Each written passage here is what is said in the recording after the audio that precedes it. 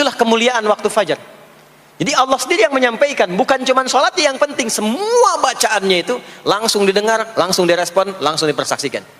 Karena itu ada anjuran bahkan dari Al-Quran, dan ini dikerjakan oleh semua sahabat, saking pentingnya sholat subuh itu, waktu fajar itu, bahkan mereka bangun dan menunggu sebelum tiba fajar.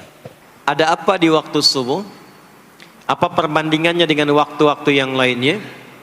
Mengapa sebagian nama yang disematkan di dalam ibadah di waktu-waktu itu justru tidak sama dengan nama waktunya, tapi disebutkan dengan nama-nama yang berbeda? Zuhur kenapa dengan zuhur tidak nahar? Asar kenapa disebut asar tidak masa? Subuh kenapa disebut subuh dan ada dua nama dengan fajar?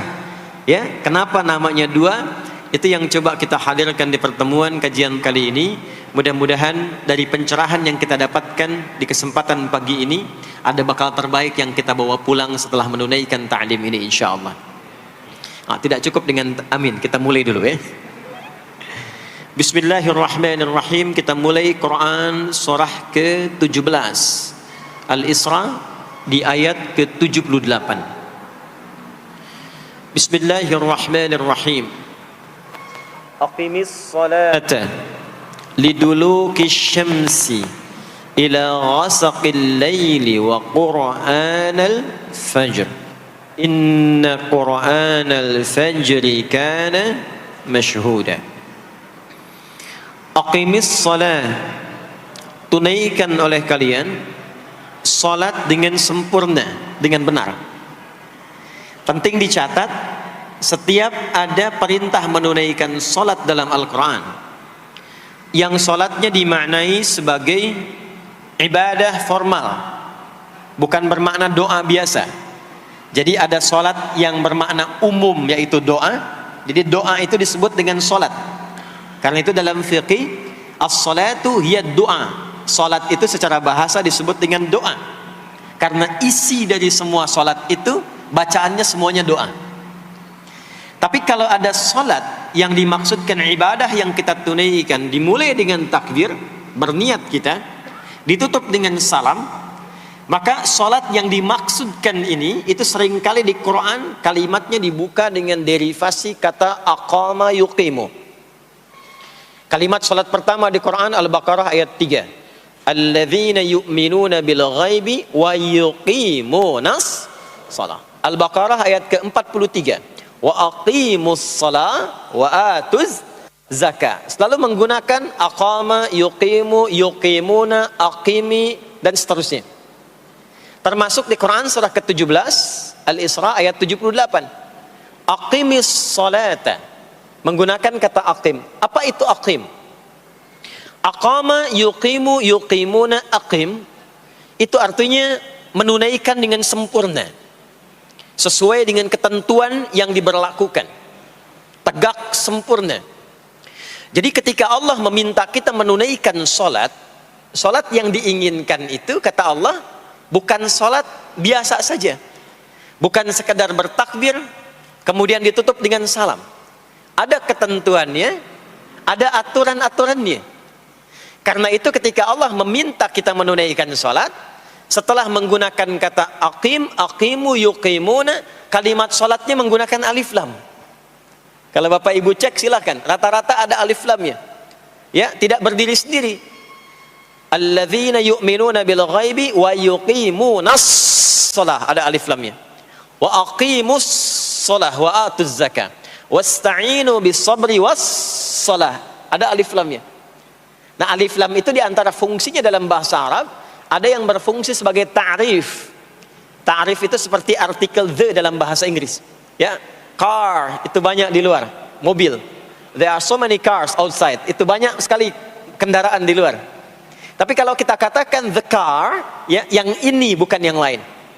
As-shalah, kenapa menggunakan alif lam? Memberikan kesan yang diinginkan itu salat yang sesuai aturannya, salat yang sesuai dengan ketentuannya. Karena itu di era Nabi SAW, boleh dicatat nanti hadisnya riwayat Muslim, nomor hadis 397, yang meriwayatkan nanti sahabat Abu Hurairah radhiyallahu taala anhu, pelaku yang mengalami ini namanya Khalad bin Rafi' Az-Zuraiqi. Dikisahkan datang seorang sahabat ya Nabi sallallahu alaihi wasallam, kemudian dakhala ila al-Masjid Nabawi, kemudian masuk ke Masjid Nabi, fa shala bi jambin Nabi sallallahu alaihi wasallam. Maka ia salat di samping Nabi sallallahu alaihi wasallam, wan nabiyyu fi nahiyatin ukhra min al-masjid. Sedangkan Nabi di sisi yang lain di masjid itu. Kalau diilustrasikan, dia masuk ke masjid, kemudian Nabi di satu sisi yang lain. Kemudian dia salat. Kemudian ketika dia selesai, falamma sallama yaminan wa syamala, thumma atan nabiyya sallallahu alaihi wasallam. Ketika dia salam ke kanan dan ke kiri, lalu mendatangi Nabi sallallahu alaihi wasallam. Faqala, dia berkata, "Assalamu alayka ya Rasulullah." Ya, "Assalamu alayka ya Rasulullah." Kata Nabi, "Wa alaikassalam wa rahmatullah. Irji' shalli fa innaka lam tusalli." Kata Nabi, "Wa alaikassalam wa rahmatullah." Kamu salat lagi karena engkau belum salat. Padahal sudah salam. Fa'ada salatahu, kemudian dia mengulang salatnya. Thumma atan nabiyya, dia datang lagi ke Nabi sallallahu alaihi wasallam. Dia berkata, "Assalamu alayka ya Rasulullah." Dijawab dengan jawaban yang sama. Kata Nabi, "Wa alaikassalam wa rahmatullah. Irji' salli fa innaka lam tusalli." Kamu balik lagi salat karena engkau belum salat. Padahal sudah salam. Maka dia melakukan itu sampai 3 kali. Sampai dia berkata, "Ya Rasulullah, ma uhsinu ghairah." Ya Rasulullah, ini yang bisa saya kerjakan. Kalau ada yang kurang, alimni, mohon ajarkan saya bagaimana sholat yang sesuai aturan yang benar itu. Maka diajarkanlah oleh Nabi, bahkan sejak wudu. Idza qumta ila shalah. Kembali muncul kalimat tadi, aqama yuqimu. Kata Nabi, jika engkau sholatnya ingin sempurna, fa asbighil wudu, maka mulai dengan wudu yang sempurna. Maka biasanya orang kelihatan dari wudunya. Orang yang baik sholatnya itu mulai kelihatan dari sejak wudunya. Jadi kalau wudunya tidak sempurna, buru-buru, yang dibasuh tidak sempurna, itu pasti akan berdampak kepada sholatnya. Setelah itu, thumma istaqbilil qiblah, lalu menghadap ke arah kiblat, lalu diajarkanlah oleh Nabi tata cara sholat mulai dari takbir sampai dengan selesai salam. Nah, sholat seperti ini, jika benar oleh kita diikuti, jadi fokus baik-baik di sini, benar-benar diikuti oleh kita, aturannya dari mulai wudu sampai dengan salam, maka Allah akan berkenan memberikan 5 kemuliaan yang dicurahkan pada seorang hamba saat di dunia.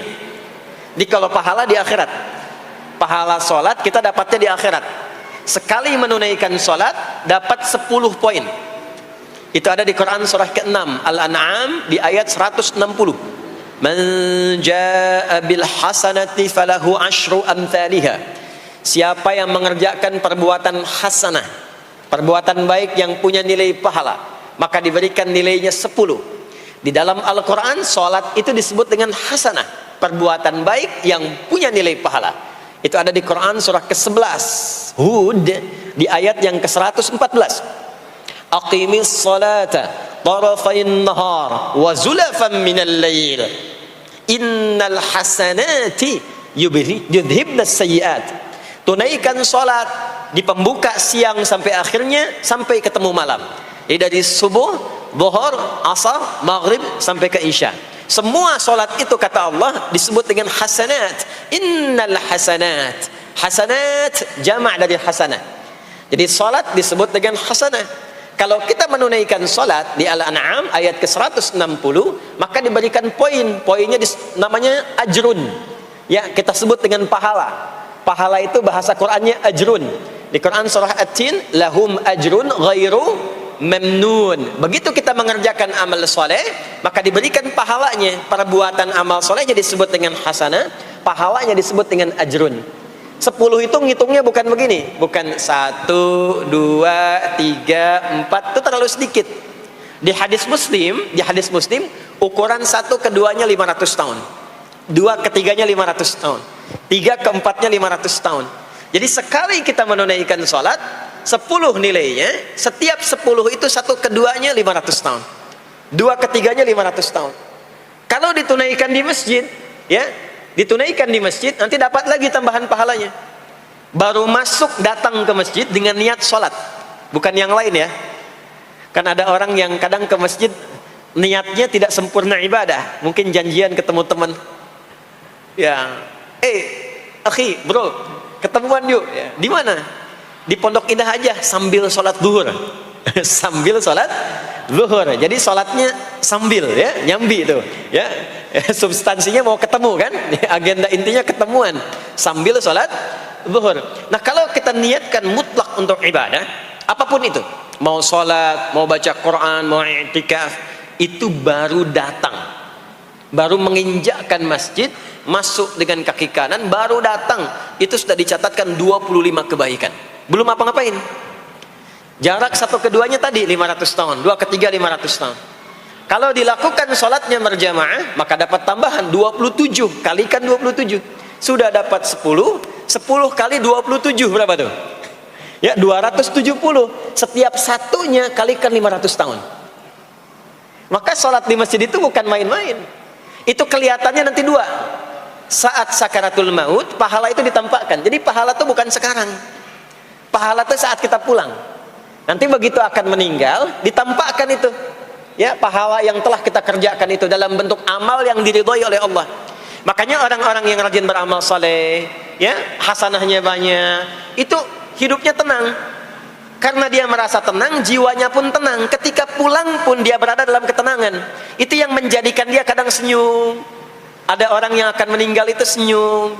Ya, sedang baca Quran, ada yang sedang duduk, ada yang sedang ngaji, ada yang sedang sholat. Saking tenangnya, panggilannya pun tenang. Quran surah 89 ayat ke-27 sampai ayat 30. Ya ayyatuhan nafsul mutmainnah, hei jiwa-jiwa yang tenang, irji'i ila rabbiki radiyatan mardiyah, cepat pulang, aku sudah ridha dengan amalmu, engkau pun akan ridha dengan pemberianku. Fadkhuli fi ibadi, masuk golongan hambaku. Ibad itu jama' dari kata abdun. Abdun itu adalah nama bagi hamba yang senantiasa memperbanyak ibadah. Ketika dia ibadah punya hasanat, maka dikonfirmasi saat pulangnya, ditampakkan hasanatnya, ditampakkan hasil pahalanya. Itu yang menjadikan, pernah dengar Sayyidah Asiyah, Siti Asiyah? Siapa beliau? Istrinya Fir'aun kan? Ya, kan ada kisah viral dalam Al-Quran. Ketika beliau akan dieksekusi oleh Fir'aun, la'natullahi alaihi, Fir'aun itu akan mengadab, akan menghukum istrinya sendiri, Sayyidah Asiyah. Ketika akan disiksa dan sudah diikat dalam tiang itu, akan disiksa, maka beliau berdoa, Siti Asiyah itu, dan doanya diviralkan di Al-Quran. Rabbi bnili indaka baitan fil jannah wa najjini min fir'auna wa amalih. Ya Allah, aku telah berislam, mempertahankan akidahku saat ini sampai dengan sekarang. Maka mohon ya Allah, berikan kepadaku anugerah di surga nanti, bangunkan satu istana di surga, dan selamatkan aku dari buruknya siksa Fir'aun, sehingga menjadi tanda bagi orang-orang yang akan beriman, bahwa beriman itu menyenangkan. Maka apa yang terjadi? Saat sakaratul maut itu ditampakkanlah oleh Allah istana di surganya, maka dia tersenyum. Dalam senyum itu Fir'aun kan gak ada imannya, jadi gak ada koneksinya. Maka mulai menghardik, kata Fir'aun, ini perempuan mau dieksekusi kok malah senyum.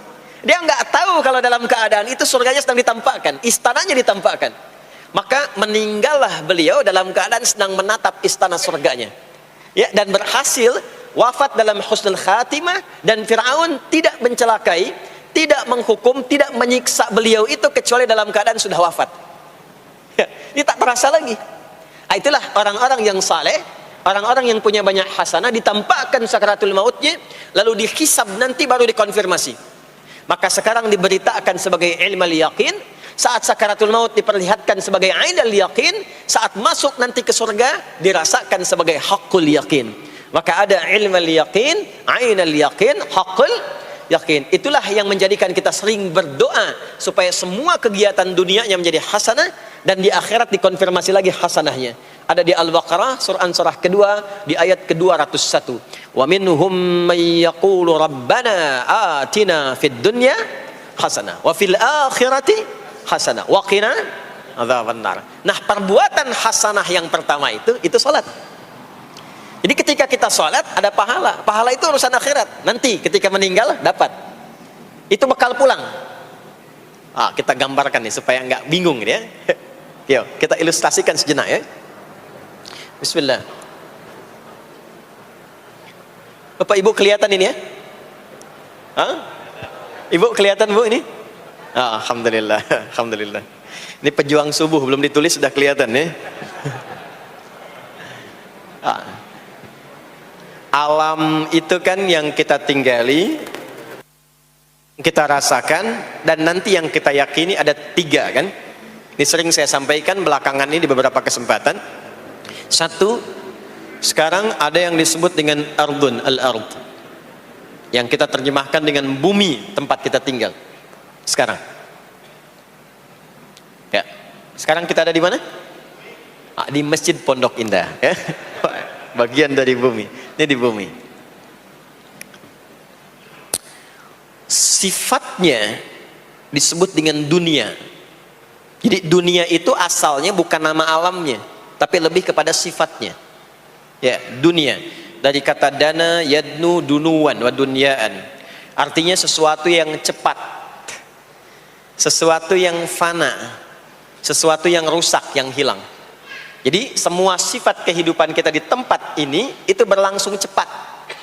Ya, kayaknya baru kemarin ketemu, sekarang sudah ketemu lagi.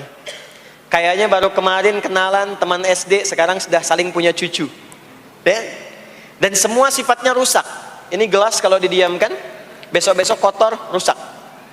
Baju kalau didiamkan gak diapa-apain, rusak. Ya, kendaraan kalau didiamkan semewah-mewahnya gak diapa-apain, rusak. Itulah dunia. Kenapa diperkenalkan viral dunianya dibandingkan dengan bumi dan ardonnya? Untuk memberikan kesan yang kuat kepada jiwa kita. Hei, jangan sampai terjebak dengan kehidupan dunia yang sementara yang ditinggalkan. Jangan memperebutkan sesuatu yang rusak. Jangan berselisih pada sesuatu yang hilang. Ya, kan sekarang banyak orang aneh ya, memperebutkan sesuatu yang pada akhirnya yang diperebutkan itu rusak sendiri. Ya, memperebutkan sesuatu, berselisih pada sesuatu yang akan ditinggalkan, kan sama-sama meninggal. Untuk apa memperselisihkan sesuatu yang akan ditinggalkan? Kok bisa berantem, berselisih, saling mencela pada sesuatu yang sama-sama akan ditinggalkan? Itulah kenapa sering dipopulerkan dengan nama dunia. Dunia, ingat ya, kita tinggal di dunia ini. Maksudnya apa? Hei, hidupmu sementara. Hei, terkadang kita lupa bahwa itu akan berlangsung dengan cepat. Saat nanti meninggalkan tempat itu, ada tempat lain yang akan kita kunjungi. Setelah dunia apa? Belum ke akhirat. Ada waiting room dulu. Nah, sini ada waiting room. Tempat nunggu sementara sebelum nanti ke alam yang ketiga. Namanya disebut dengan kubur. Afala ya'lamu idza bu'thira ma fil kubur. Surah apa itu? Surah Al-Adiyat, surah ke-100 di ayat yang ke-9. Namanya kubur.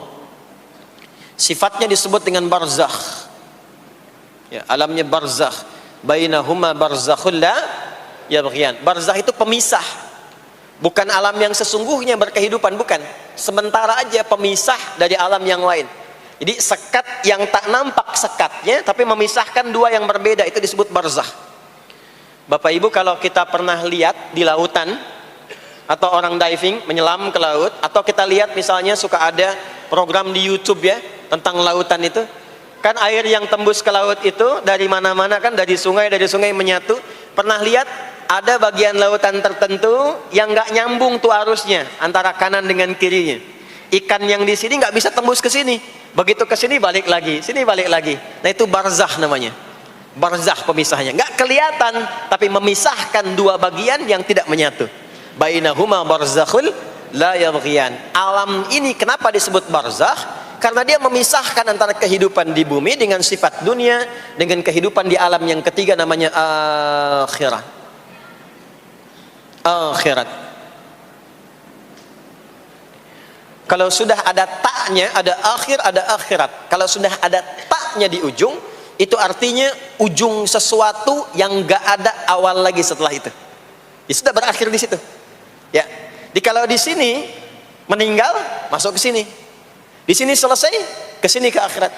Tapi kalau di akhirat ini ujungnya gak ada meninggal lagi. Ya, gak ada wafat lagi, gak ada meninggal lagi. Jadi nggak usah update status kalau di sini, statusnya akan abadi. Kalau di sini masih berpindah-pindah. Ya, mau status apapun dunia akan ditinggalkan. Begitu selesai pindah ke sini.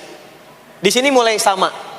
Yang pejabat, yang pengusaha, pebisnis, ya, yang diplomat, yang macam-macam sampai ke sini mulai sama.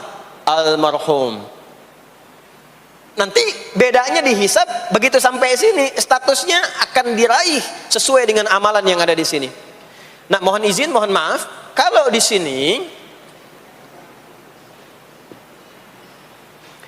yang semua kita kerjakan, aktivitas kita disebut dengan amal, pekerjaan kita yang melahirkan bekal itu, ya, maka tuntutannya cuma satu, amal saleh. Pastikan semua amal perbuatan yang kita kerjakan soleh. Soleh itu artinya dipandang baik oleh Allah, singkatnya begitu. Kalau makan dengan cara yang soleh, yang Allah senangi.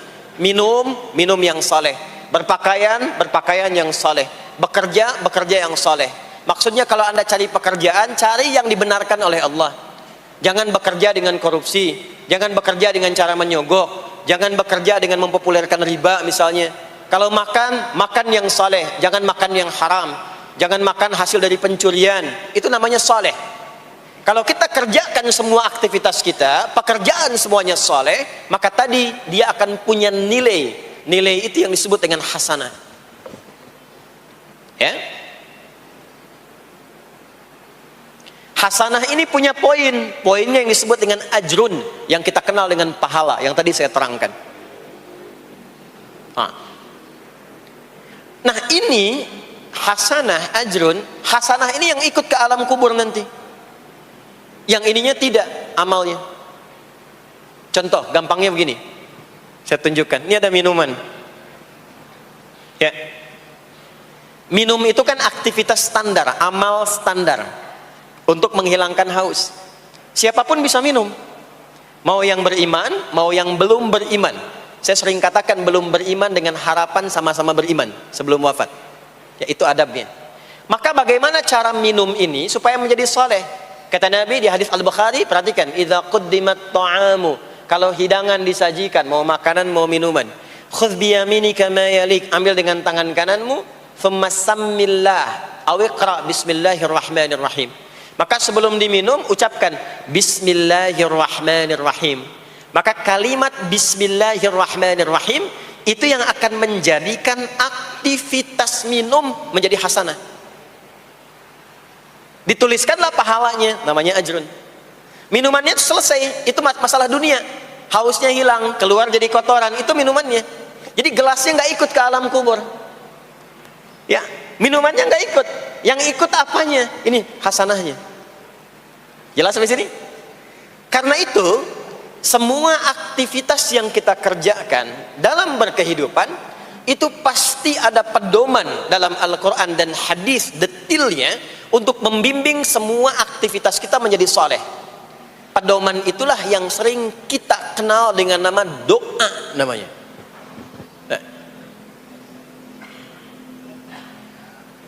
Silahkan Bapak Ibu cek, tidak ada satupun di dalam Islam aktivitas yang dikerjakan kecuali bersanding dengan doa di dalamnya. Coba cek ya. Bangun tidur sudah ada doanya? Sudah. Makan ada doanya? Berpakaian ada doanya? Dan kalau kita mau jujur, itu semua aktivitas doanya nggak sama. Bangun tidur dengan mau tidur sama nggak doanya? Bahkan urusan ke masjid nih, masuk masjid ada doanya nggak? Kakinya diatur kan? Kanan. Keluar masjid ada doanya. Doa masuk dengan keluar sama nggak? Beda. Ada yang mau ke toilet ya, masuk toilet, kakinya diatur nggak? Kaki apa masuknya? Kiri. Keluar? Ada doanya nggak? Nah, perkara ke toilet pun bisa jadi amal soleh. Karena semua yang dikerjakan dalam Islam itu bernilai. Allah itu ingin mendidik kita, jangan sampai melakukan sesuatu yang tidak ada manfaatnya. Dan kalau sudah ada manfaat, jangan tanggung. Jangan hanya jadikan kegiatan itu terbatas pada satu alam saja. Dunia dapat tapi alam kubur gak dapat. Dunia dapat tapi akhirat gak punya bekal. Gimana nanti pulang ke akhiratnya? Ya? Saya mau tanya sebentar. Maaf ya. Kita yakin gak bahwa kita akan meninggal? Saya ulang. Yakin gak akan meninggal? Baik. Sekarang pertanyaannya. Kalau sekiranya meninggal, pindah alam atau tidak? Pindah kan? Makanya diumumkan di Masjid Raya Pondok Indah, inna lillahi wa inna ilaihi rajiun, telah meninggal dunia, telah meninggalkan dunia. Artinya keluar dari sini. Sekarang kita pakai hukum dunia sebentar. Biasanya begini, kalau orang pindah tempat, walaupun ada di satu alam, itu pasti butuh bekal. Dan kadang bekalnya nggak sama. Contoh, nanti Ramadan, setelah itu masuk Idul Fitri. Biasanya ada mudik ya. Mungkin nggak mudik kalau nggak ada bekal. Saya sering perhatikan setiap tahun, orang itu mau mudik kalau ada bekalnya. Masya Allah, cuman motornya bebek, ya. Tapi kan bekalnya ada yang singa, ada yang sapi, ya. Itu ditambah lagi pelepah pisang, kasih dus lagi, kasih tulisan, sayang tunggu aku pulang, gitu kan? Kan dikumpulkan kan? Dan saya pernah tanya, kenapa mas gak pulang? Gak ada bekal pak, katanya. Jadi orang mau pindah tempat saja, itu perlu ada bekal. Anda kesini kalau nggak ada bekal nggak mungkin sampai. Sekarang kalau pindah dari Indonesia ke Singapura, sama nggak mata uangnya? Beda. Di Malaysia sama nggak? Semakin jauh ke Saudi, ke Amerika, hukumnya mengatakan setiap pindah tempat pasti bekalnya beda. Jangan pernah kita mengharapkan atau membuat hukum sendiri ketika pindah tempat. Jadi sesama dunia saja tempatnya, bekalnya sudah beda. Sekarang Anda menginginkan pindah alam dari dunia ke kuburan, bekalnya pengen sama, mustahil. Makanya sejak kita meninggalkan dunia, semua paket dunia tanggal di atas, pindah ke bawah, selesai. Nih bajunya ini nggak akan ikut nih, ganti. Ya namanya kafan kan, dan di kafan itu sudah nggak ada kantongnya. Coba dicek tuh, ada kantongnya nggak kan kafan tuh? Nggak ada. Dan ini nggak akan dibawa nih, handphone yang bagus lagi dipakai ngerekam nih, nggak akan ikut. Ah saya mau dipakai aja, ntar kalau malaikat nanya man robuka, nih sudah pernah ikut kajian. Rombongan Ustaz Adi. Ya beda, ini beda alam. Maka yang ikut apanya? Yang ikut tuh hasanahnya, value-nya, nilai kebaikannya. Ini yang kita yakini, ini yang kita imani. Jadi mumpung masih ada kehidupan, perbanyak. Kalau dulu sadar banyak yang salah, sekarang sisanya ganti dengan yang soleh. Kalau sudah diperlihatkan, sekarang kan banyak yang viral di YouTube, dilihat, didengar oleh telinga kita, disimak oleh kita, orang meninggal sedang sholat, orang meninggal setelah menjadi pemulung kebaikan, orang meninggal dalam keadaan baca Quran, diperlihatkan di mata kita. Kok bisa buka YouTube yang keluar di beranda itu? Itu kan hidayah. Jadi kalau sudah ditampakkan di depan mata, ya, didengar oleh kita, terlihat langsung, maka yang disadari salah yang dulu ganti dengan yang soleh sekarang. Kalau tidak kita lakukan, maka rugi kita saat pulang. Ini yang dimaksud surah ke-103. Wal asr innal insana lafi khusr illa alladhina amanu wa amilus salihat, amal saleh. Nah, ini nanti yang dibawa pulang ke sini. Ya, sini. Nah, bagaimana melatih supaya semua kegiatan kita itu jadi soleh? Gimana latihannya?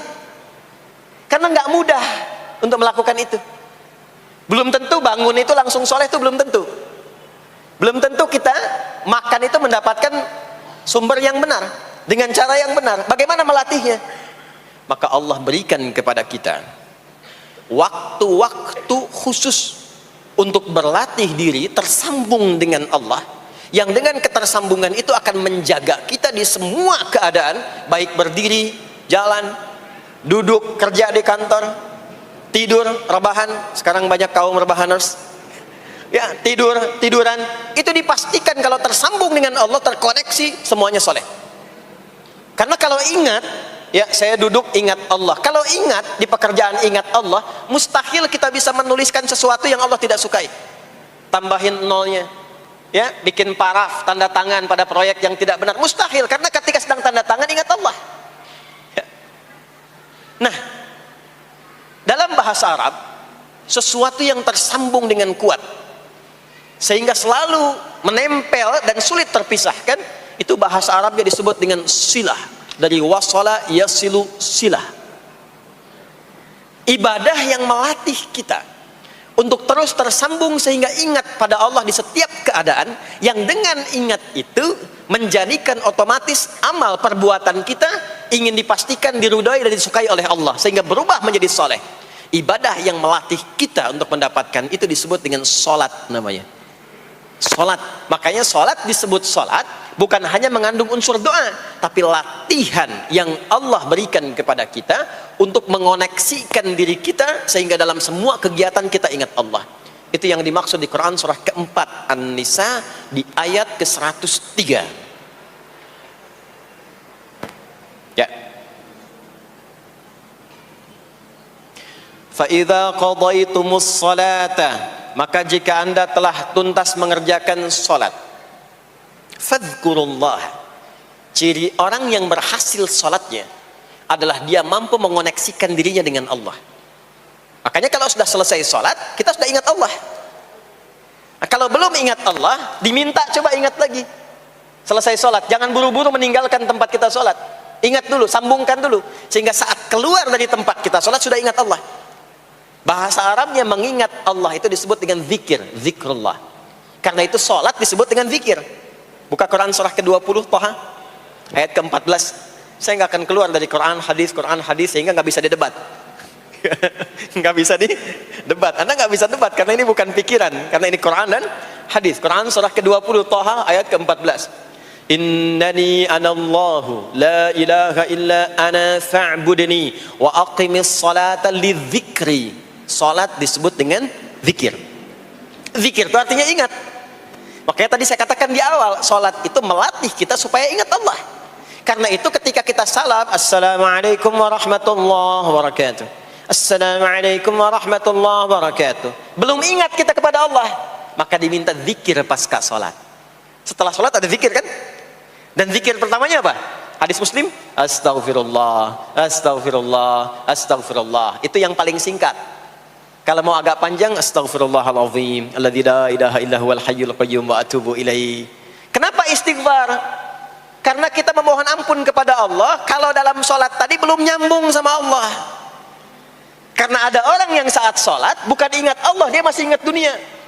Padahal dari sejak awal sholat sudah diminta buang urusan dunia ke belakang. Makanya kita bertakbir, itu ada kitabnya. Asrarus shalah, nadharat fi ma'anis shalah.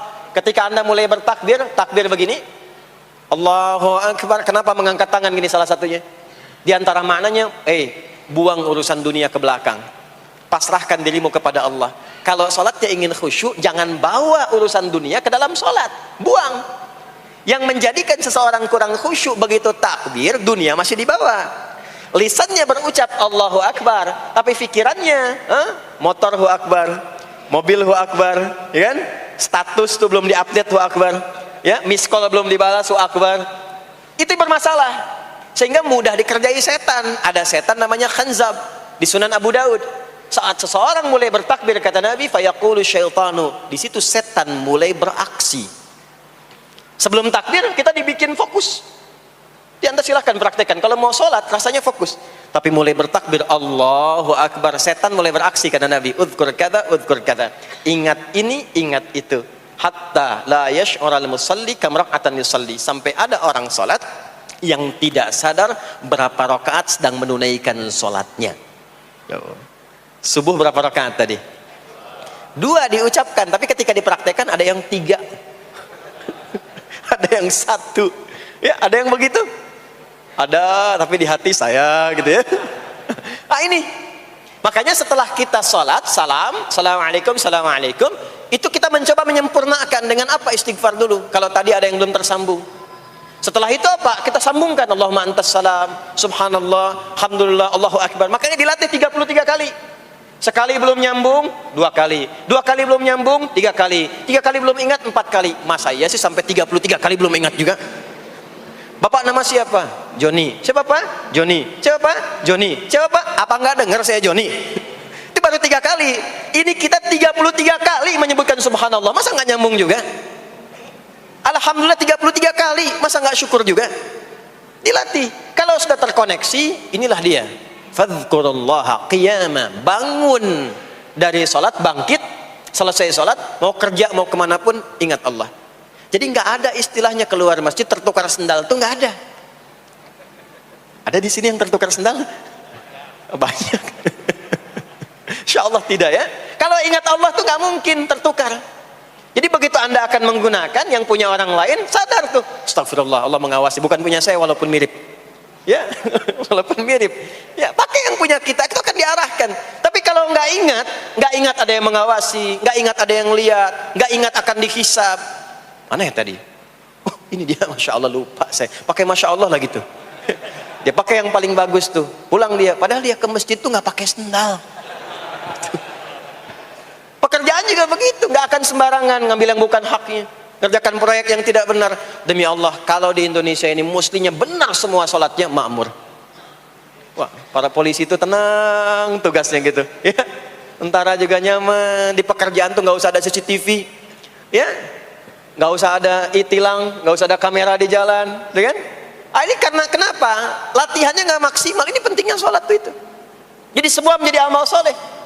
Semua jadi amal soleh. Begitu ingat Allah, maka berdiri ingat Allah, jalan ingat Allah, duduk ingat Allah, berbaring pun ingat Allah. Kalau sudah ingat Allah, pasti disebut nama Allah. Ini yang dimaksud hadis Nabi. Qala Rasulullah sallallahu alaihi wasallam, kullu amrin dhi balin la yubda'u fihi bi bismillahirrahmanirrahim fahuwa abtar. Setiap perbuatan yang baik yang dibenarkan oleh hati setiap hamba, lalu diikutkan bismillahirrahmanirrahim. Nggak mungkin orang nyebut bismillahirrahmanirrahim kalau nggak ingat Allah. Minum, bismillahirrahmanirrahim. Makan, bismillahirrahmanirrahim. Bekerja, bismillahirrahmanirrahim. Itu ketika dikerjakan langsung jadi hasanah. 10 poin. Ada pahalanya. Dan jangan dianggap ringan ya. Ini kalimat ringan tapi menentukan saat pulang, saat meninggal nanti. Nah, kalau nggak disebutkan bismillahirrahmanirrahim atau tidak bacakan doa yang menyertainya, maka jadi dunia saja, solehnya hilang, tinggal amalnya. Dibalasnya di dunia, akhiratnya nggak ada. Itu yang dimaksud Quran surah ke-25 Al-Furqan ayat 23. Wa qadimna ila ma 'amilu min 'amalin faj'alnahu haba'an manthura. Kalau ada orang berbuat baik di dunia tapi tidak disertakan niat akhirat, kami balas dunianya. Anda kerja belasan tahun, puluhan tahun untuk dunia aja, dapat gaji, dapat benefit, dapat penghargaan. Ada yang juara, ada yang dapat bintang, champion, ya, ada yang promosi jabatan, tapi niatnya untuk dunia. Allah adil, kata Allah, kerja keras dia untuk dunia, saya balas dengan balasan dunia. Tapi kalau diniatkan akhirat, dunia dapat, akhiratnya pun dapat. Kan kerjanya sama, etosnya sama, di tempat yang sama. Kita niatkan akhirat, gak ada ruginya. Begitu meninggal, dapat. Beruntungnya dan bersyukurnya kita sebagai muslim, kita itu lengkap informasinya. Urusan kubur ada informasinya, akhirat ada informasinya. Silahkan komparasikan dengan informasi dan sumber manapun. Ditemukan nggak yang informasi detail seputar kubur, seputar hisab, seputar kiamat, seputar surga, seputar neraka? Cuma di Islam. Itu yang kita syukuri, supaya kita siap-siap. Bukan sekedar dibaca. Baca ada pahalanya, tapi siap-siap ada konsekuensi kebaikannya. Ini balik ke sini. Karena itu saya katakan dari awal, pertama Bapak Ibu sekalian, sholat itu menjadi ibadah paling pokok karena dia akan mengantarkan kita pada konektivitas yang kuat dengan Allah Subhanahu wa taala. Ini poinnya. Kalau sudah nyambung dengan Allah, bukan cuma jadi amal soleh. Orang-orang yang tersambung dengan Allah di semua aktivitas kehidupannya, maka akan mendapat jaminan langsung dari Allah Subhanahu wa taala yang memudahkan semua urusan hidupnya. Mudah sukses, mudah bahagia, mudah tenang. Semua kemudahan yang kita raih dalam konteks kebahagiaan, ketenangan, kesuksesan itu kalau digabungkan semua maknanya, berubah katanya menjadi falah. Apa namanya? Falah. Falah itu bahagia, sukses, nyaman. Kalau dibuka kamus English Arabic misalnya, falah itu bahasa Inggrisnya success and happiness. Bukan cuma bahagia, bahagia dan sukses. Bukan cuma sukses, karena ada orang sukses belum tentu bahagia. Saya sering tanya yang ini nih, dan biasanya para ibu yang juara menjawabnya itu. Ya, pilih mana? Kaya tapi gelisah, atau miskin tapi tenang? Miskin tapi tenang. Sukses tapi gelisah, ya, atau miskin tapi tenang? Sukses tapi tenang, ya. Sukses dan bahagia. Nah, sukses dan bahagia itu bahasa Arabnya falah. Ini poinnya. Falah. Sekarang coba kita dengar baik-baik. Cek telinganya masih ada nggak tuh? Cek telinga masih ada nggak? Setiap hari, di setiap pergantian waktu dalam sehari. Pergantian waktu sehari itu ada 5. Dari mulai subuh, ke siang, zuhur, ke sore, asar, mau habis sore menjelang malam, maghrib, muncul malam, isya. Itu setiap hari 5 kali berganti waktu diperdengarkan oleh Allah. Hambaku, kamu harus bahagia. Hambaku, kamu harus sukses. Apapun pekerjaanmu, sukses. Apapun aktivitasmu, harus bahagia. Harus senang, harus tenang. Falah. Kuncinya apa? Salat. Diperdengarkanlah hayya 'alas shalah. Diperdengarkan di telinga kita. Telinga bahasa Arabnya udhun. Jamaknya adzan. Maka kalimat yang diperdengarkan 5 kali sehari itu disebut dengan adzan. Dan satu-satunya lafaz yang diperdengarkan 24 jam di muka bumi ini tak pernah berhenti. Makanya setiap tempat terjadi perbedaan waktu sholat. Ya, di sini tadi subuhnya jam berapa? 4.13, 12, 49, 4.10. Terjadi perbedaan pendapat tentang waktu subuh. Ya, ini menandakan bahwa bukan dari tempat yang sama. Saya di Bekasi tadi 49, 4:09, sini 4:13. Jadi setiap detik, setiap menit ini adzan, sana adzan, ini adzan, sana adzan, terus bersautan. Dan kalau kita dengarkan sedunia itu dari beda waktu, 24 jam diperdengarkan. Hayya 'alas shalah, ayo salat. Kenapa pasti salat ya Allah? Hayya 'alal falah. Dengar tuh baik-baik kata Allah. Salat akan mengantarkan engkau pada kebahagiaan. Salat mendekatkan engkau pada kesuksesan. Salat mengantarkan engkau pada kedamaian. Makanya kalau orang salat pasti tenang hatinya. Kalau nggak percaya silakan. Salat itu diantara manfaatnya mendatangkan ketenangan. Salat mendatangkan kesuksesan. Karena itu salat bukan hanya ibadah yang diwajibkan pada umatnya Nabi Muhammad SAW saja, tidak. Semua nabi dan rasul yang pernah bertugas di bumi itu semuanya salat dan meminta umatnya salat. Hanya memang kita yang paling sempurna menunaikannya, caranya. Ya, dulu umat nabi-nabi lain juga salat. Contoh, Nabi Musa salat. Nanti diviralkan di Quran surah ke-20 Thaha ayat 14. Nabi Isa alaihi salam yang paling dekat ke Nabi Muhammad 600 tahun sebelum Nabi lahir, itu salat. Beliau salat. Diviralkan di Quran surah 19 Maryam ayat 31 sampai 33. Ya, sampai ke 33-nya wa ja'alani mubarakan aina ma kuntu wa awsani bis shalah. Salat. Siapa lagi? Nabi Zakaria. Nabi Zakaria itu kapan beliau mendapatkan berita gembira akan punya anak? Saat salat. Jadi berdoa, masuk ke mihrabnya Maryam, melihat Maryam punya banyak keistimewaan, maka beliau salat di mihrabnya itu. Di Quran surah ketiga Ali Imran ayat 38 sampai 39. Hunalika da'a Zakaria rabbah qala rabbi habli min ladunka dzurriyyatan thayyibah innaka sami'ud du'a. Turun jawaban, fanadathul malaikatu wa huwa qa'imun yusalli fil mihrab annallaha yubashshiruka bi Yahya. Jadi Nabi Zakaria itu dapat berita akan punya anak namanya Yahya saat salat. Di salat itu kalau dikerjakan bisa berdampak pada percepatan terkabulnya doa. Minta apapun dijawab sepanjang maslahat. Makanya nanti untuk umat Nabi Muhammad jangan tunggu, panggilan salatnya adalah panggilan langsung dari Allah. Minta, punya masalah apa? Aku selesaikan kata Allah.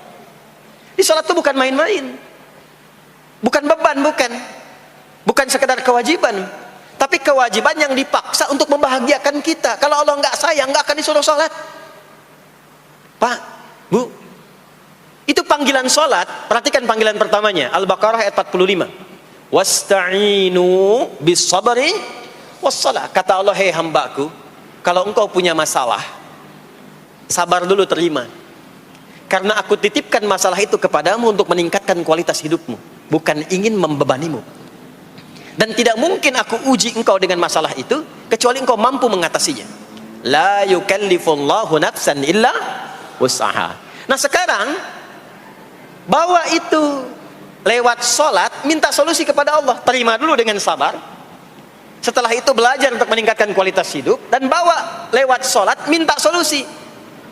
Jadi ternyata saat kita menunaikan sholat itu diperintahkan oleh Allah, minta punya masalah apa. Makanya kita katakan, begitu Allah perintahkan wasta'inu bis sabri wassalah. Hei, kalau punya masalah terima dengan sabar, minta tolong, minta solusi kepada Allah lewat salat. Maka ketika kita minta, kita robah kalimatnya dari wasta'inu, kata perintah, menjadi bentuk permohonan, fi'il mudhari. Iyyaka na'budu wa iyyaka nas. Itu ketika Anda mengucapkan iyyaka na'budu wa iyyaka nasta'in, fikihnya begini, ucapkan di lisan, hadirkan dalam hati dan pikiran kita masalah apa yang sedang kita rasakan. Minta kepada Allah solusinya. Minta. Jadi bukan sekedar diucapkan. Karena hadis qudsinya berbunyi begini, hadis qudsinya. An Abi Hurairah radhiyallahu taala anhu qala, qala Rasulullah sallallahu alaihi wasallam, qala Allah azza wa jalla, Allah berfirman. Saya langsung saja ke bagian kalimat iyyaka na'budunya. Idza qala al-'abdu, kalau seorang hamba berkata dalam salatnya, iyyaka na'budu wa iyyaka nasta'in, ya Allah, sekarang hamba salat kepadamu, ibadah hanya kepadamu, seperti yang kau perintahkan. Maka hamba memohon kepadamu, ya Allah, seperti yang kau janjikan. Wa iyyaka nasta'in. Lalu hadirkan dalam benak kita, ya Allah, engkau maha tahu sebelum hamba ungkapkan. Hamba punya persoalan ini. Mohon kepadamu, ya Allah, hilangkan semua masalah itu. Berikan hamba solusi yang terbaik. Berikan hamba keberkahan darimu. Itu sekilas hadir dalam jiwa kita. Maka apa yang terjadi? Qala Allah azza wa jalla, dijawab kalimatnya itu, hadza baini wa baina 'abdi wa li 'abdi ma sa'al. Ini perjanjian antara aku dengan hambaku. Kalau hambaku benar sholatnya sampai kalimat ini, apapun yang dia mintakan sekarang, aku akan kabulkan. Sepanjang itu ada maslahat untuk dirinya. Dicontohkan itu oleh Nabi Zakaria. Beliau itu minta saat berdiri, Pak, bukan saat sujud. Dimulai dari berdiri. Nanti akumulasinya saat sujud. Itu berdiri aja, kalau benar mintanya dikabulkan. Tidak menunggu selesai sholat. Dan ada fikihnya, nggak sembarangan, ada fikihnya nanti. Ada fikihnya, ya, ada tuntunannya. Alhamdulillah. Poinnya adalah sholat itu solusi.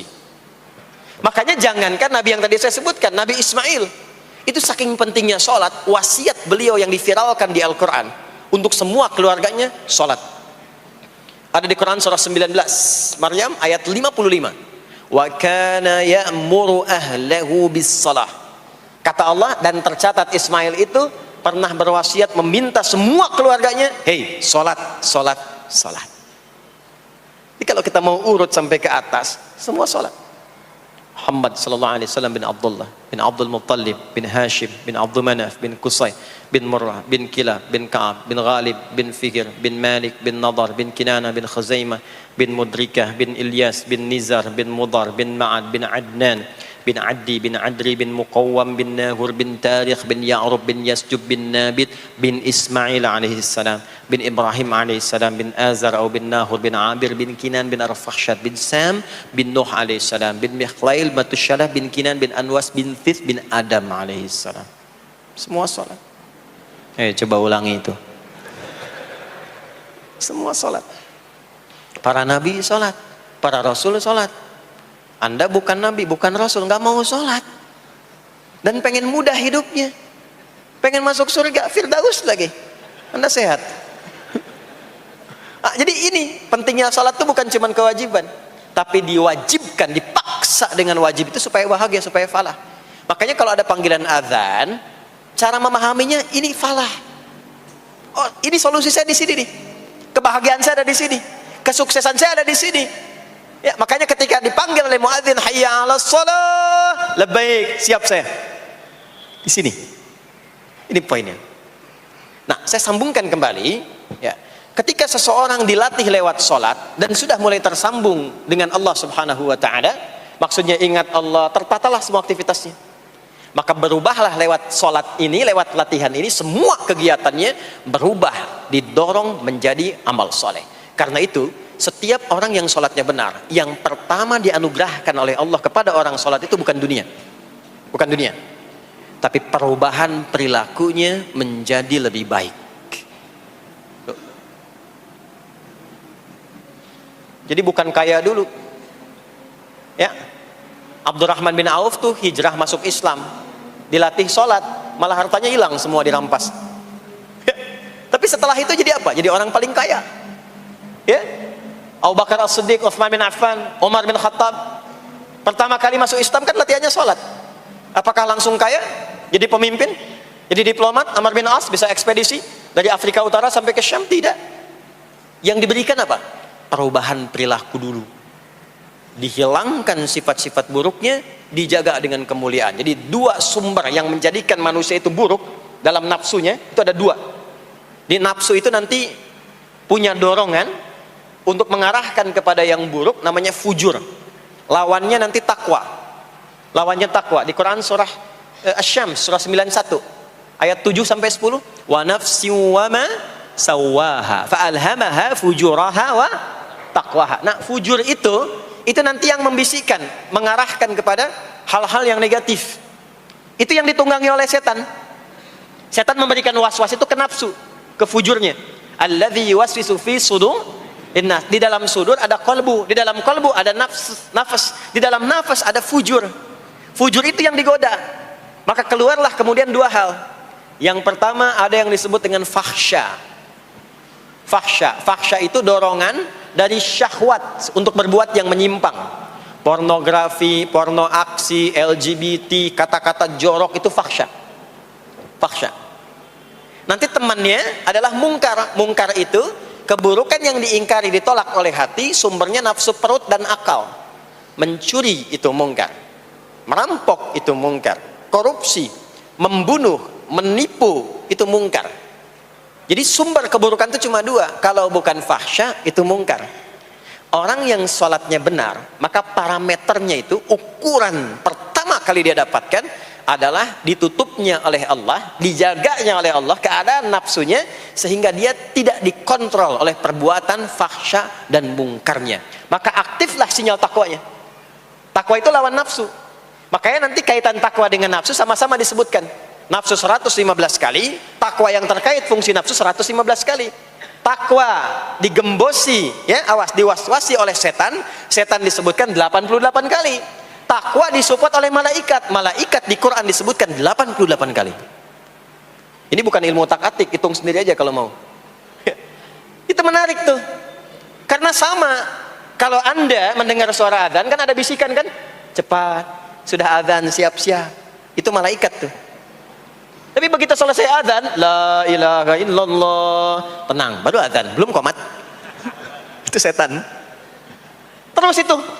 Terus dua-duanya tuh, ya, memberikan bisikan, yang satu mensupport dan seterusnya. Yang paling menarik adalah kalau sholat kita benar, maka sinyal takwa aktif. Makanya amalan takwa pertama itu sholat. Setelah beriman, amalan takwa pertama sholat. Al-Baqarah ayat 2 dan 3.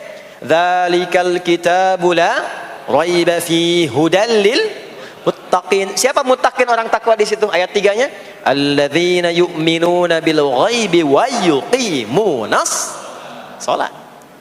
Jadi kalau sholatnya aktif, takwanya aktif, sinyalnya aktif, sinyal itu yang akan menutup fahsya dan mungkar. Maka turunlah Quran surah ke-29 ayat ke-45.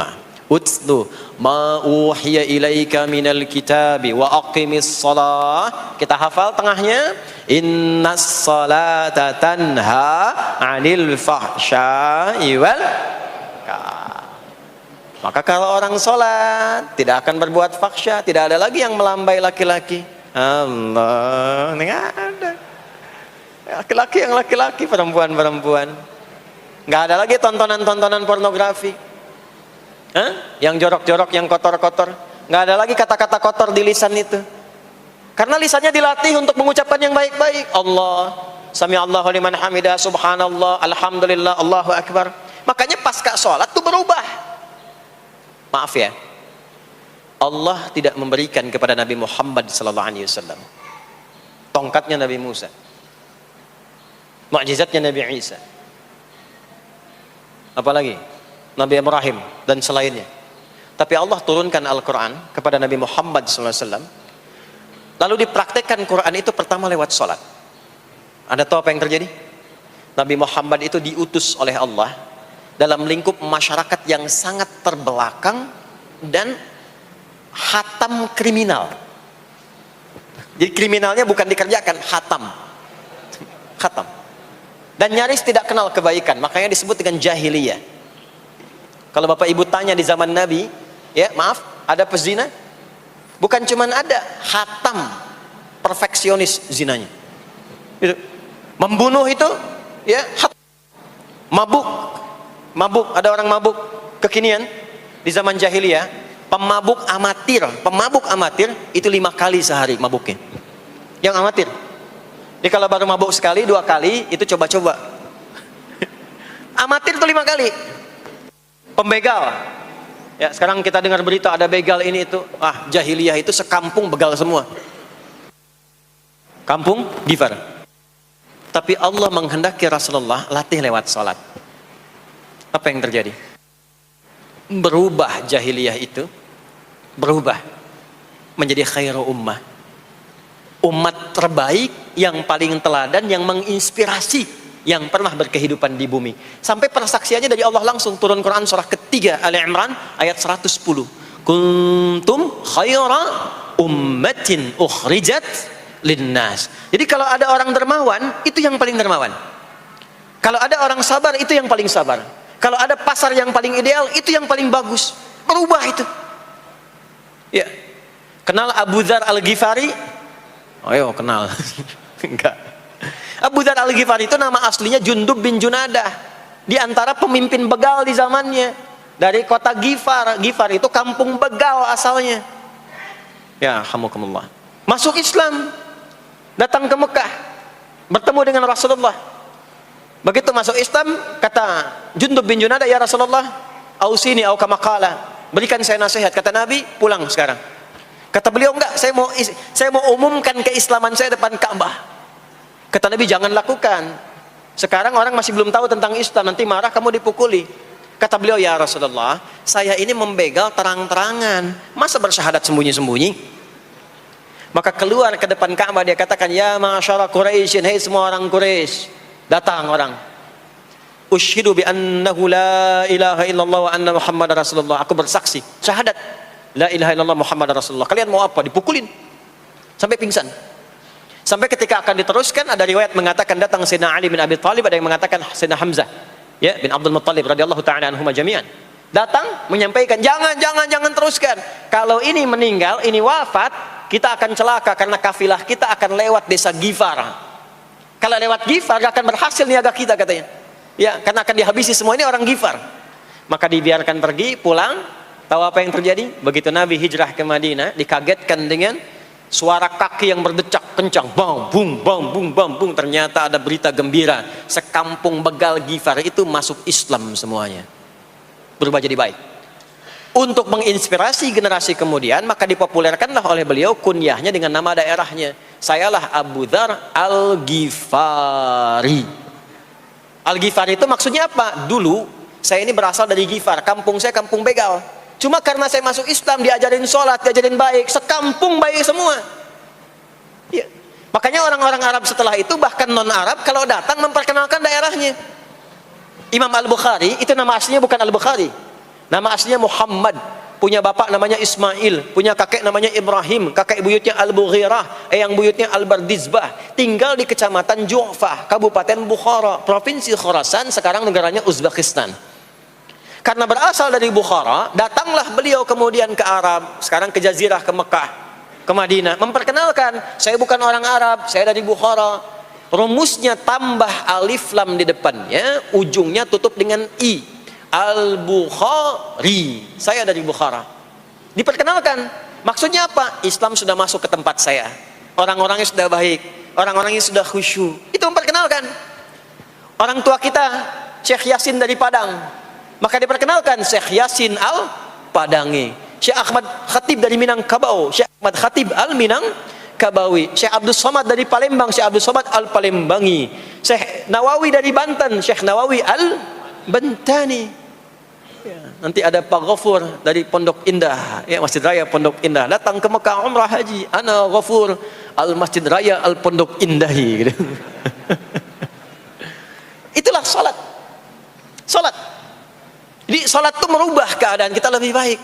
Itulah sebabnya kenapa 5 waktu, karena Allah inginkan di setiap waktu kita jadi orang baik, di setiap waktu kita bahagia, setiap waktu selesai persoalan. Datang masalah subuh, ya, antara subuh ke zuhur kan ada masalah tuh. Gak mungkin ada orang dari subuh ke zuhur gak punya masalah tuh, gak mungkin. Tuh wajahnya udah kelihatan tuh. Ya, makanya kita datang ya menghadap kepada Allah, minta diselesaikan, minta diberikan taufik, sujud kita. Diberikanlah solusi. Zuhur ke asar ada masalah, datang saat asar. Asar ke maghrib punya masalah, datang.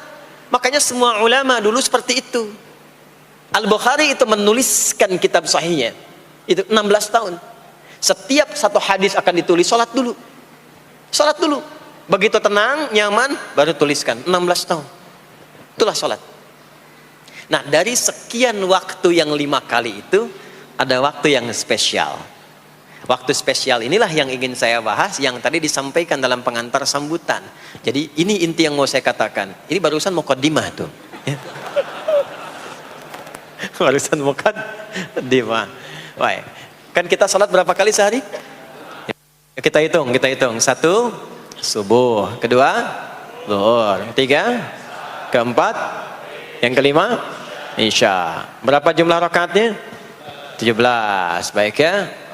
Itu nomor telepon untuk koneksinya. Koneksi kita dengan Allah nomornya catat ya. 24434. Ya.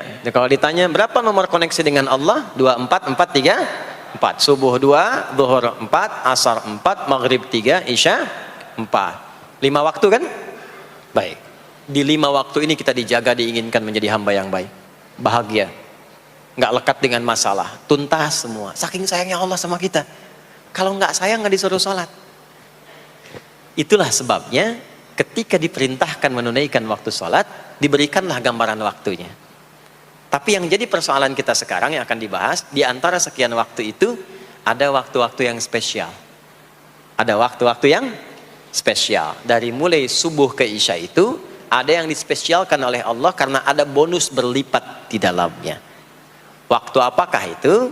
Mari kita bacakan dulu mulai dengan Quran surah kedua ayat 238. Paling kanan sebelah atas di mushaf standar. A'udzubillahi minasyaitonirrajim. Bismillahirrahmanirrahim. Mohon izin saya agak lambatkan sedikit ritmenya karena ini inti yang mau kita bahas. Tadi muqaddimah makanya saya percepat ya.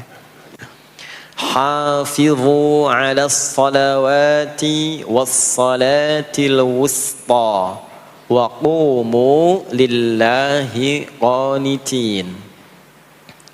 Hafizu. Kalau Bapak Ibu lihat mushaf terjemah, diterjemahkannya dengan jagalah. Jagalah itu ihfazu, hafidha yahfaz. Tapi kalau ada alif setelah hafizu, itu berarti fi'il madhinya, past tense-nya, akar kata kerjanya hafadha, yuhafidhu. Alifnya mufa'alah, bermakna saling. Jadi mengartikannya begini, hafizu 'alas salawati. Hei, hendaklah kalian saling menjaga waktu sholat. Kalau saling itu sendirian atau banyakan? Banyakan. Jadi kalau bapak di rumah ada 5 orang, bapak, ibu, dan 3 orang anak, maka jangan sholat sendirian pak. Ingatkan anaknya, ingatkan istrinya. Istri bangun duluan, ingatkan suaminya. Makanya waktu sholat itu, maaf, jangan cuma disandarkan pada azan yang kita dengar di masjid, harus hafal. Bahkan nanti gini, di Quran surah keempat ayat 103 itu, di ujung ayatnya, itu ada penanda ciri standar orang beriman. Maaf, kita tanya dulu nih, kita beriman tidak hari ini? Halo, beriman? Hati-hati ya, karena kata Nabi ada yang subuh beriman, sorenya sudah kufur tuh. Ya, yusbihu mu'mina wa yumsi kafira. Hati-hati ya. Yuk, apa ciri orang beriman tuh? Iman itu konfirmasinya bisa didapatkan satu melalui suara azan. Adzan itu sama dengan penanda waktu sholat. Tahu dari mana iman itu bisa dicek dengan suara adzan? Quran surah ke-8 Al-Anfal di ayat yang kedua. Innamal mu'minuna alladzina idza dzukirallahu wajilat qulubuhum. Sungguh insan beriman itu ciri standarnya bisa dilihat. Kalau disebutkan nama Allah, ada konfirmasi iman dalam hatinya. Jadi iman itu letaknya di kolbu. Nanti konfirmasinya lewat suara adzan, dipanggil, disebutkan nama Allah. Makanya disebutkan nama Allah 5 kali dalam sehari untuk mengecek iman ada nggak dari subuh sampai isya. Ya, Allahu Akbar, Allahu Akbar. Ada getaran di hati kita, sudah azan. Nah, itulah iman. Itulah iman. Makanya orang yang punya iman dengan yang belum punya iman akan beda getarannya. Ini hanya dimiliki oleh orang yang punya iman saja. Yang belum punya iman nggak bisa, nggak punya itu. Allahu Akbar, Allahu Akbar. Surah apaan nih? Toanya kencang banget, ya. Tapi kalau orang beriman, Allahu Akbar, Allahu Akbar, ya Allah sudah adzan. Itu konfirmasi itu. Nanti semakin tinggi imannya, bahkan ada yang orang sudah menunggu sebelum tiba waktunya. Tadi subuh jam 4:13 di sini. Ada yang nunggu dari jam 3, padahal belum dipanggil. Ya, masya Allah. Di Bekasi 4:09.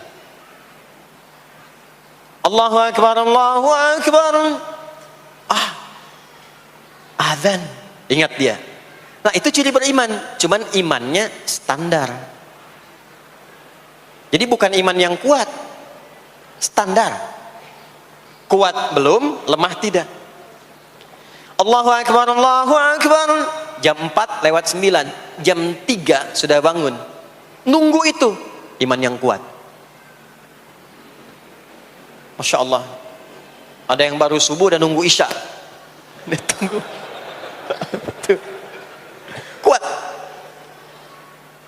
Ada yang sudah qomat, sudah la ilaha illallah, belum kepanggil, dipanggil 4:09, dia baru bangun jam 9:04.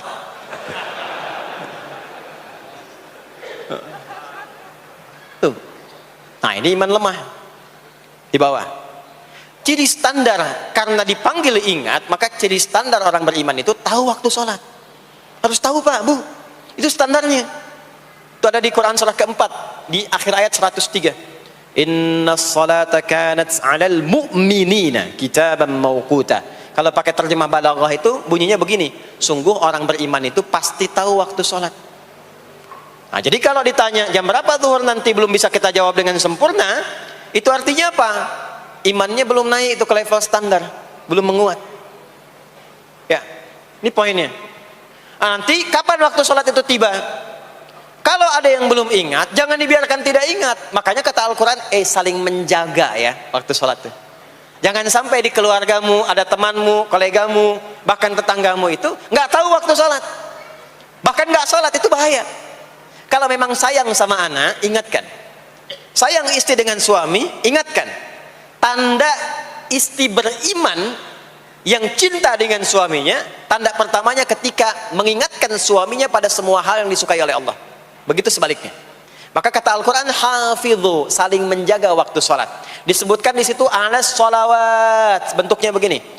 Tulisannya alif, lam, waw, alif, tak maftuha begini. Alas, begini tulisannya. Karena nanti ada yang begini, as-sholat, ada yang begini. Biar saja, nggak usah. Ada yang begini, tak marbutah. Seperti Al-Baqarah ayat 3, alladzina yu'minuna bil ghaibi wa yuqimunas shalah. Begini tulisannya. Ada yang begini, as-salat pakai alif, tak, gini. Tapi di Al-Baqarah ayat 238 tulisannya begini, alas salawati, taknya terbuka. Secara singkat begini, secara singkat. Kalau tulisannya begini, maka yang dimaksud salat fardu. Yang dimaksud salat apa? Salat fardu. Salat fardu itu ada berapa? 5 waktu. Maka kata Allah, hei, saling jaga ya. Waktu salat yang fardu itu yang 5 waktu. Di antara yang 5 itu ada yang spesial. Was-shalatil wusta. Waktu yang pertengahan. Tengah-tengah. Di antara 5 waktu itu. Yuk kita tuliskan dulu sebentar. Sebentar. Salat ada salat apa saja? Subuh, kemudian zuhur, kemudian asar, kemudian nggak cukup, ambil ke sini, maghrib, kemudian isya. Subuh, zuhur, asar, pindah sini, maghrib, isya. Lihat rumusnya. Jadi yang sholat pertengahan yang mana? Jangan lihat tulisannya itu, ya, karena subuh di tengah-tengah disebutnya subuh ya. Sholat pertengahan yang mana? Asar apa subuh? Subuh apa asar? Apa dalilnya? Kita pakai dalil. Nah, sholat pertengahan itu disebutkan oleh Nabi itu ada dua. Ada subuh dan asar. Qala Rasulullah sallallahu alaihi wasallam yata'aqabuna fiikum malaikatul laili wa malaikatun nahari fi salatil asri wa fi salatil fajri. Berebut semua malaikat yang bertugas di siang dan malam, berebut membersamai kita. Kalau berebut itu artinya kalau ada yang berdoa diaminkan, kalau ada yang mohon ampun diistighfarkan oleh malaikat. Jadi malaikatnya minta kepada Allah, ya Allah ampuni si fulan, ya Allah ampuni si fulan, ya Allah si fulan, dan seterusnya sampai selesai. Itu khusus di salat asar dan salat subuh. Sampai kemudian thumma yas'aduna ila sama'. Kemudian mereka, para malaikat itu kembali bertugas masing-masing, lalu Allah mengonfirmasi kepada mereka untuk menunjukkan kebenaran tugas malaikat yang tidak bermaksiat. Allah Maha tahu tentang hambanya, Maha tahu. Tapi Allah ingin menunjukkan kepada kita apa yang benar dari lisan malaikat itu, yang nggak pernah berdusta. Ya, maka Allah bertanya kepada malaikat, bagaimana keadaan hambaku ketika engkau tinggalkan? Maka disampaikan oleh malaikat itu, ya Allah, aku meninggalkan hambamu si fulan, dia sedang menunaikan ibadah, dia sedang sholat kepadamu, dan khusyuk berdoa, dan seterusnya. Maka apa jawabannya? Saksikanlah, ketika malaikat menyampaikan sedang ibadah, maka turun bonus dari Allah untuk mengampuni dosa si hamba itu. Itulah manfaatnya waktu pertengahan. Waktunya disebutkan di hadis ini asar dan subuh. Antara asar dan subuh itu masih ada yang unggul, ada yang istimewa lagi. Apa yang istimewa? Antara asar dan subuh yang istimewa terletak di subuhnya. Jadi dari 5 waktu ini, yang pertengahan asar dan subuh, karena amal di bawah ditunjukkan untuk mendapatkan penilaian langsung dari Allah seketika dan memberikan jawaban dari apa yang kita inginkan, asar dan subuh. Tapi dibandingkan asar dengan subuh, bila keduanya dibandingkan, dua-duanya mulia. Maka subuh punya kemuliaan yang tidak dimiliki oleh asar. Ya, makanya nanti asar bisa bertemu dengan zuhur, masih ada jama, masih ada qasar. Maghrib ketemu isya, masih ada jama, ada qasar. Ya, tapi subuh nggak bisa dijama, nggak bisa dikosor. Ya. Makanya subuh letaknya jauh, ke isya jauh, ke zuhur jauh. Ya, saya mau jamaah, ya jama antara isya dengan subuh biar nanti bangunnya sekalian gitu, nggak bisa. Ya, maghrib masih bisa dijama dengan isya, isya dikosor dari 4 jadi 2. Maghrib nggak bisa dikosor karena 3 nggak mungkin jadi 1,5. Ya, zuhur udah 2, masa mau dikurangin lagi? Subuh udah 2, nggak mungkin dikurangi lagi. Maka dari itu subuh menyendiri sendiri. Nah, ada apa kemuliaan di subuh itu? Maka turunlah Quran surah ke-17 ayat 78 yang tadi saya bacakan di awal. Aqimis salata liduluki syamsi ila ghasaqil lail. Sampai sini zuhur sampai isya. Duluki syamsi tergelincir matahari itu zuhur. Sampai ghasaqil lail tiba malam itu isya. Lalu ditutup ujungnya wa qur'anal fajr. Khusus untuk subuh itu ditambahkan selain sholat ada bahasa Quran di Quran sendiri. Khusus untuk subuh redaksinya ditambahkan dengan Quran.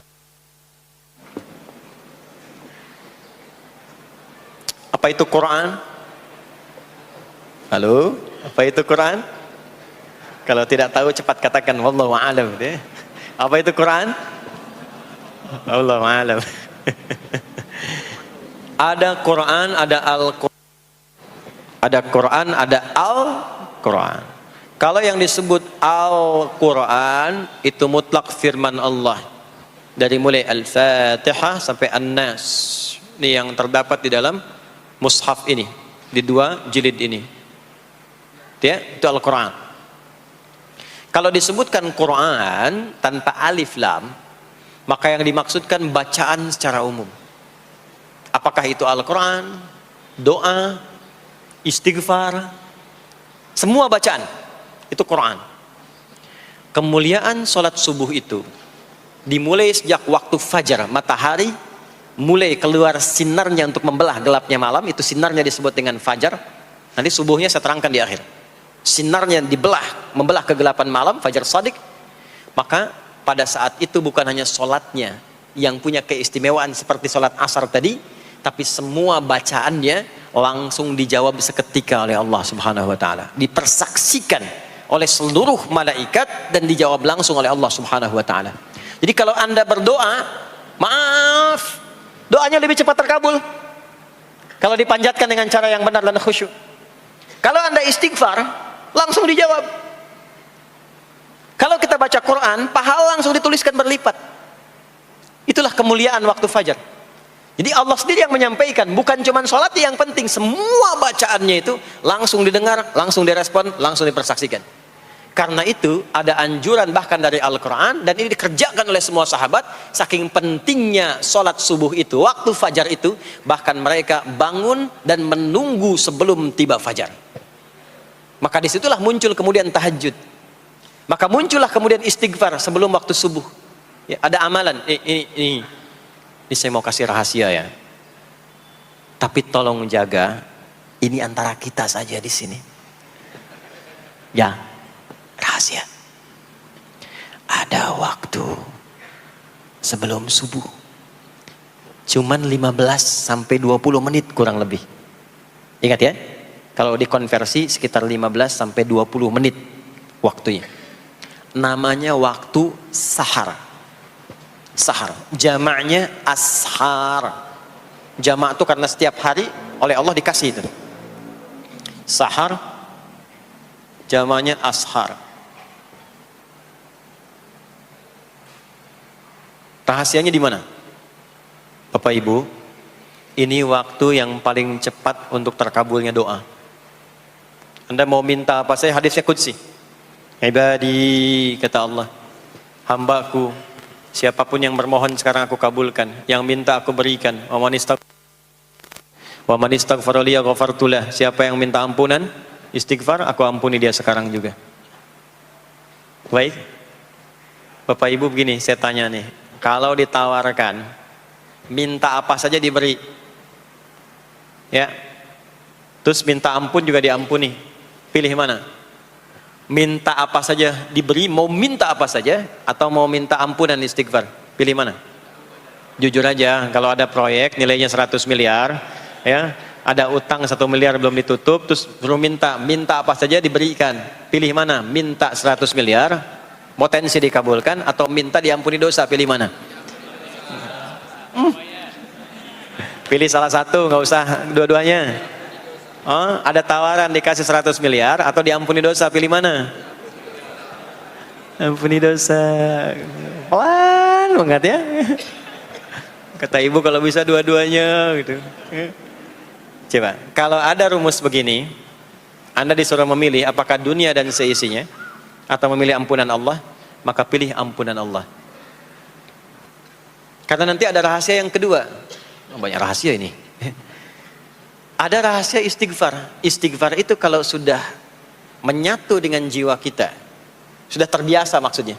Biasa istighfar, dan jadi karakter, jadi kebiasaan. Bukan hanya pasca sholat, di mobil istighfar, di kantor masuk istighfar, sudah kebawa, udah refleks itu. Faidah keutamaan untuk orang yang rajin istighfar itu ada dua. Satu, diampuni dosanya oleh Allah, yang cirinya nanti akan dijaga dari maksiat. Ya, bukan maksum, karena maksum itu untuk para nabi. Untuk para nabi dan rasul. Manusia nggak ada yang maksum selain nabi dan rasul. Maksudnya apa? Diberikan petunjuk oleh Allah untuk menjaga diri. Sehingga ketika dosanya diampuni, dia nggak berbuat dosa itu lagi. Mata biasa melihat yang tidak baik. Tobat, diampuni dosa mata itu, cirinya adalah mata nggak senang lihat yang nggak baik lagi. Itu dosa mata diampuni. Ciri tobat diterima. Maka istighfar itu menggugurkan dosa-dosa dan menjaga kita dari perbuatan salah. Yang kedua, orang yang sudah terbiasa beristighfar, itu doa cepat dikabulkan, bahkan sebelum ia memintanya dan memohonkannya. Di sebelum melafazkannya, itu bisa terjadi Allah sudah mengabulkannya. Itulah kemuliaan istighfar.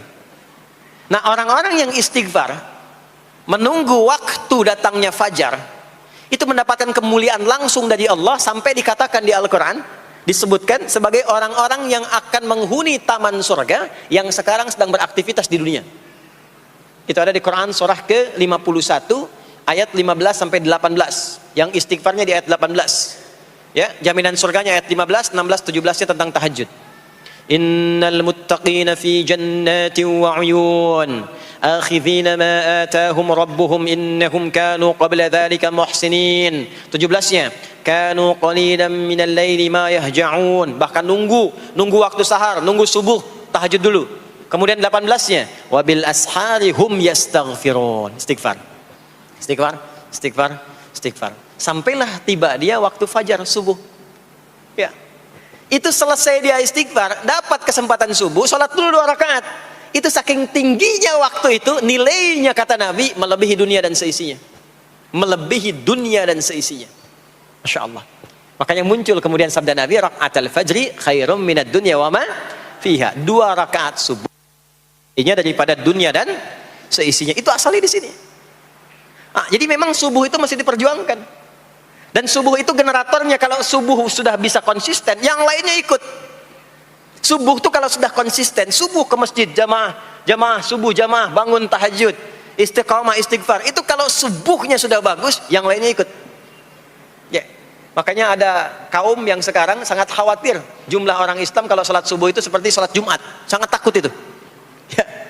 Ya, ada ini viral kisahnya, viral. Saya nggak ceritakan pun Anda bisa dengar.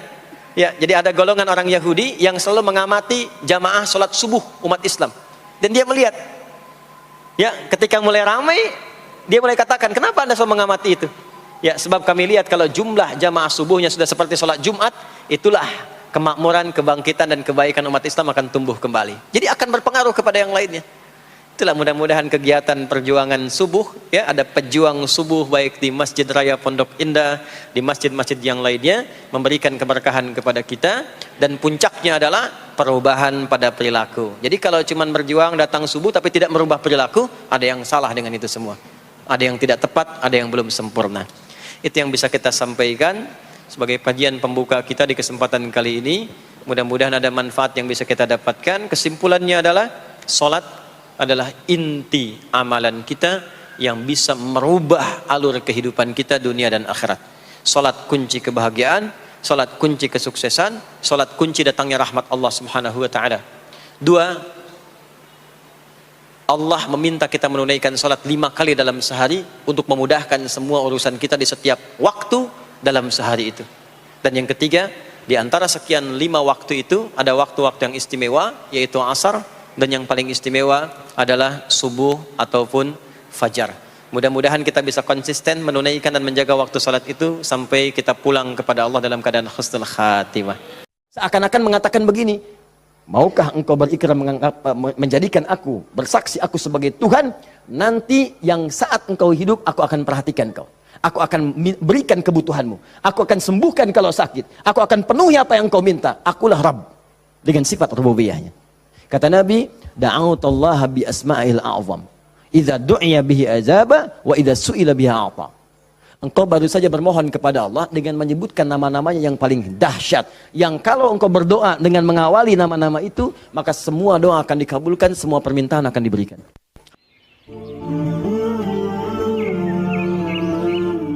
Quran surah keempat ayat 103. Allahu Akbar. Ini dasarnya. Fa'idha qadaytumus salah. Quran surah 4 An-Nisa ayat 103. Paling kanan, agak sedikit ke tengah. Fa'idha qadaytumus salah fadhkurullah. Ya, maka jika anda telah tuntas mengerjakan salat, telah selesai salatnya, fadhkurullah, segeralah berzikir kepada Allah Subhanahu wa taala. Jadi sunnah amalan pasca salat zikir. Ya, mengerjakan semua aktivitas yang mengingatkan kita dengan Allah Subhanahu wa taala. Zikir. Ragamnya sudah kita bahas, ya. Dari mulai istighfar, bacaan kalimat tauhid, Allahumma antas salam, bacaan ayat-ayat Al-Quran, sampai dengan doa Nabi yang singkat terakhir kita bahas, sampai kita dalami detailnya, dari mulai ilmu yang bermanfaat, rizki yang terbaik, dan amalan yang diterima. Kita sudah sampai situ kan? Baik. Sekarang kita lanjutkan, supaya tidak banyak mengulang, kita lanjutkan pada hal yang paling pokok, ketika Nabi bermohon kepada Allah menunjukkan satu contoh, ingat, contoh. Di Nabi itu sifatnya ada langsung membimbing doa, ada diberikan doa contoh, yang dengan doa itu maksudnya tidak harus sama seperti itu. Kalau kebutuhannya beda, boleh minta yang lain. Tapi akan lebih bagus baca dulu standar doanya, baru tambahkan minta kepada lain-lainnya. Misal, kita turunkan misalnya, Kalau Anda punya kebutuhan pasca salat, ingin berdoa, boleh. Apa dalilnya? Di Ibnu Majah itu, nomor hadis 925. Nabi berikan doa standar. Allahumma inni as'aluka ilman nafi'a, wa rizqan thayyiba, wa amalan mutaqabbala. Minta ilmu, awas, yang bermanfaat. Minta rizki yang berkah, dan mohon diterima amalannya. Ilmu bermanfaat, rizki berkah, diterima amalan. Tiba-tiba Anda punya permintaan spesifik misalnya. Ustaz, saya seorang ibu, sekarang sedang mengandung. Pengen kandungannya itu Ustaz diberkahi oleh Allah. Pengen lahirannya lancar, pengen normal, pengen baik. Apa doanya? Apakah boleh berdoa setelah itu? Boleh. Karena tadi doa yang disampaikan itu standar dari Nabi yang pokok, yang memberikan contoh. Maksudnya silahkan berdoa, apa saja minta. Kalau nggak kepikiran doa, minta doa dengan yang standar ini. Itu maksudnya. Tidak harus terbatas dengan doa itu, tapi jadikan sebagai patokan doa, setelah itu minta yang lain-lainnya. Paham? Baik. Nah sekarang saya ingin ajarkan, ada isyarat dalam Al-Quran, bagaimana supaya doa kita mau minta apapun selama baik menurut Allah itu akan cepat dikabulkan. Seperti apa mintanya? Yuk, saya turunkan dulu satu. Kita pelajari dasarnya dulu ya. Quran surah ke-7 ayat 23, dasarnya dulu. Nanti baru masuk kepada doanya. 2 Quran surah ke-28 misal ayat ke-16. 3 kita ambil misalnya Al-Quran surah puncaknya langsung 39 ayat 53. Lalu masuk kepada doa-doanya misal.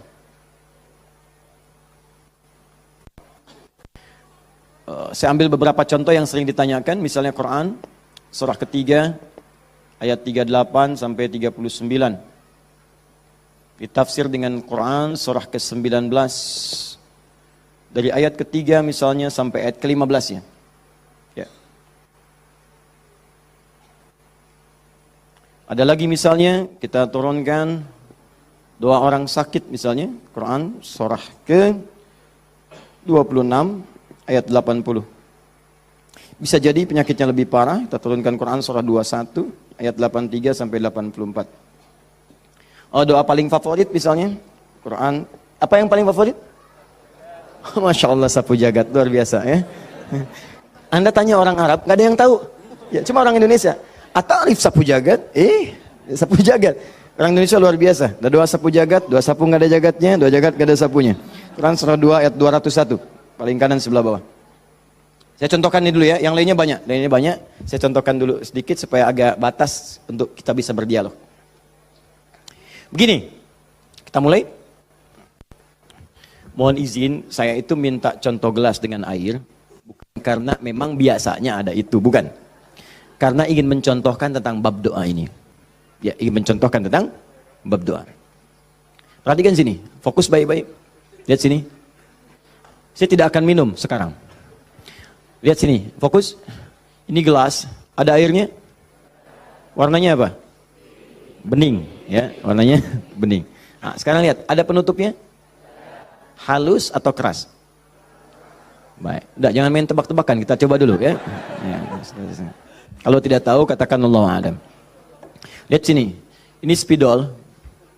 Fokus. Perhatikan sini. Saya ingin masukkan ke dalam gelas. Masuk tidak? Kenapa?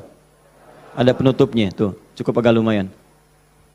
Ada lagi kalau ditutupnya seperti ini. Karena ini nggak ada penutup, kadang-kadang apa yang ada itu yang digunakan. Tisu misalnya. Lebih halus daripada yang tadi. Perhatikan baik-baik. Ini kalau dimasukkan bisa masuk. Ya, bisa, sudah. Kemudian lihat baik-baik, ada yang lebih keras lagi daripada yang pertama. Ini yang pertama, ini yang kedua. Misal, saya ambil yang lebih ekstrim seperti ini. Tutup begini. Fokus. Ini mau dimasukkan sampai kapanpun, sampai kiamat kurang 2 hari, susah. Sulit luar biasa.